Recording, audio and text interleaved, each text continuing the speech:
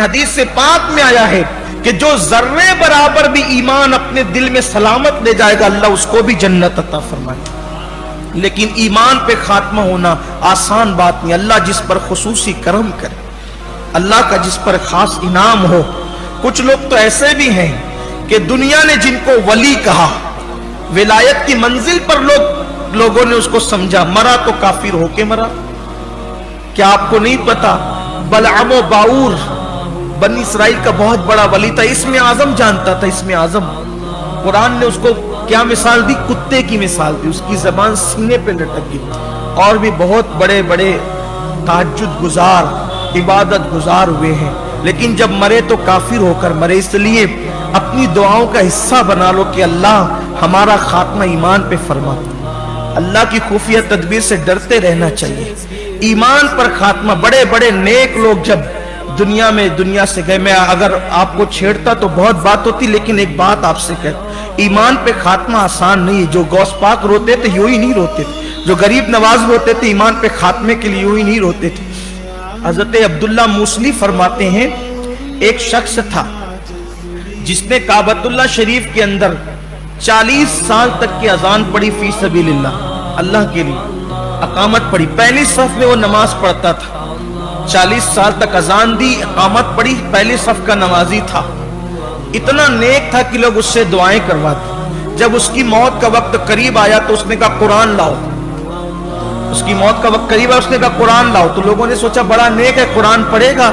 قرآن جیسے اس کے ہاتھ میں دیے تو اس بدبخت نے قرآن اٹھا کر کہا معاذ اللہ ثم معاذ اللہ, نقل کفر نباشد. اس نے قرآن اٹھا کر کہا. ویڈیو کے نیچے سبسکرائب کے بٹن پر کلک کریں, ساتھ ہی بیل کا آئیکن پر کلک کر دیجئے تاکہ ہماری ہر نئی آنے والی ویڈیو کا نوٹیفیکیشن آپ کو مل سکے.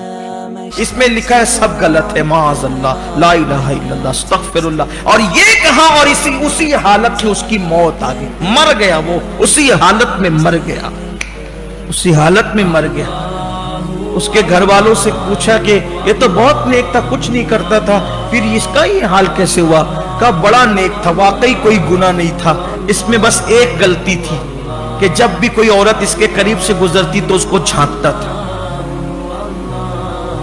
عورت پر نظر ڈالتا تھا.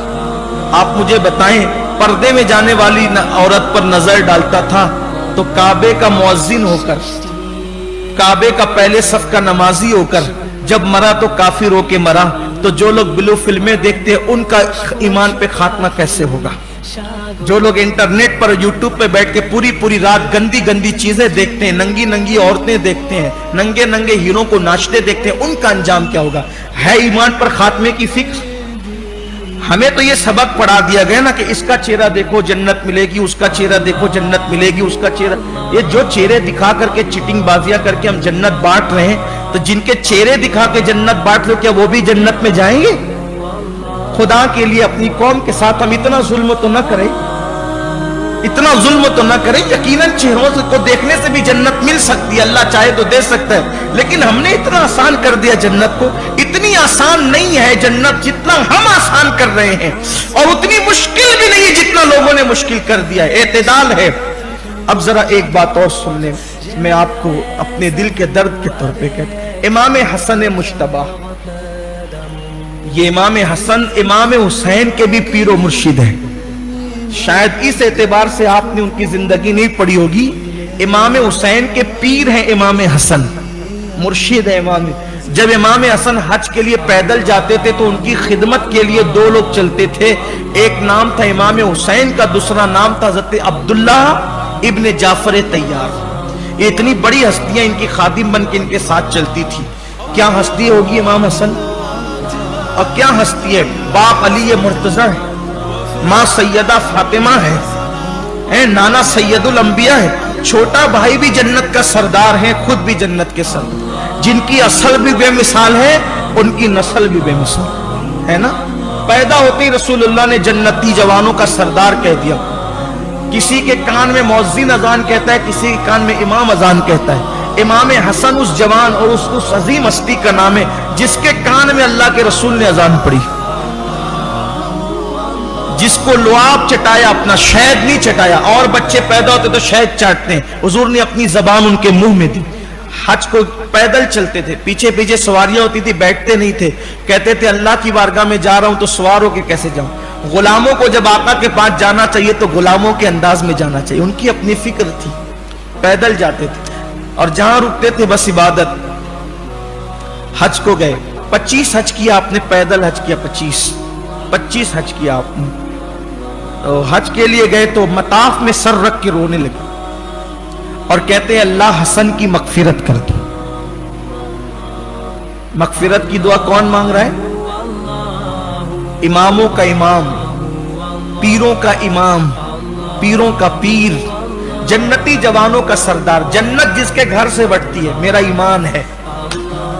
हसन का घर वो घर है जहां से जन्नत बढ़ती है, जहां से मारिफत चले, जहां से तरीकत चले, जहां से हकीकत चले, जिनके घर से जन्नत तकसीम हो। इमाम हसन मुज्तबा सर सजदे में रख के कहते अल्लाह हसन की मगफिरत कर दे, हसन की मगफिरत कर दे। और रो रहे हैं, आंसू गिरते हैं, दाढ़ी पे लगते हैं और जमीन पर आते हैं। किसी ने कहा इमाम आपके वालिद तो वलियों के सरदार, आपकी मां जन्नती औरतों की सरदार, आपके नाना नबियों के सरदार, आप और आपके भाई जन्नती जवानों के सरदार, आप मगफिरत की दुआ कर रहे हैं। आपने फरमाया चुप रहे, ये अल्लाह का हरम है, अल्लाह का हरम।